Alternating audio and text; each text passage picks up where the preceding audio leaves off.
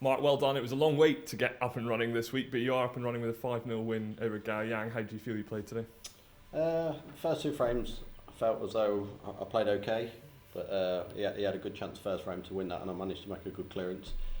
In the second frame, I sort of maintained that momentum to go 2-0 up, and then after that it was a little bit scrappy, but in these best of nines, against these young Chinese boys, you need to get off to a good start, because I've never played him before, but technically he looked very, very good. I think he was a little bit nervous. I think you could see that in the first frame he had a couple of chances, and then throughout the match, but I'm sure once he finds his feet on the tour, he's going to be a great player. How easy was the mental approach this week? You were here ready and set to go at the start of the week against Michael White, and sadly he couldn't play because of the coronavirus implications.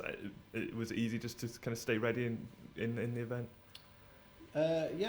Obviously we were shocked, because that's the first time two players have tested positive since we've been back up and running, but at the same time it doesn't surprise you with what's going on around the world at the moment. You're sort of expecting it at some stage to happen, so I was sort of ready for that if it did happen. Obviously it's unfortunate for Michael White because he tested negative, but being in contact with Daniel, obviously he has to pull out himself, which is unlucky for him, but that's just the world we're living in at the moment. It's just crazy times, but just thankful to still be able to be playing tournaments and earning a living.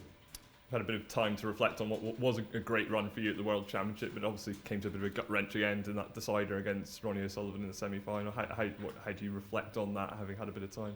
Yeah, a lot of positive from start to finish. I've been working with Chris Emery. That was the first tournament I started working with him, so I felt as though I've seen a lot of positive there, because I think the last 18 months I probably wouldn't have even got myself into that position to try and get to the final. So a lot of positives. Ronnie's played phenomenal last 3 frames. He's probably the only player who probably could have done that, and then obviously went on to win it. So fantastic for him. But disappointing to lose in the semi-final. I felt as though my game was there and it was good enough to try and win it again, but not to be.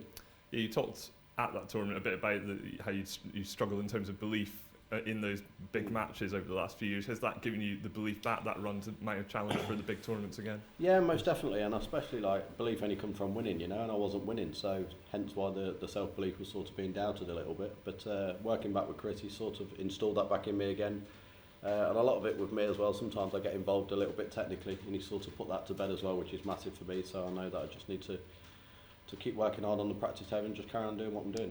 Have you been working with Chris over Zoom or whatever, or in person? Yeah, we do a few FaceTimes probably once a week and just go through a few things technically and then also mentally as well. So hopefully when all this blows over, I'll be able to go over to Bruges, or Chris will come over to me and we'll do some things live rather than just over the internet. But that's better than nothing at the moment.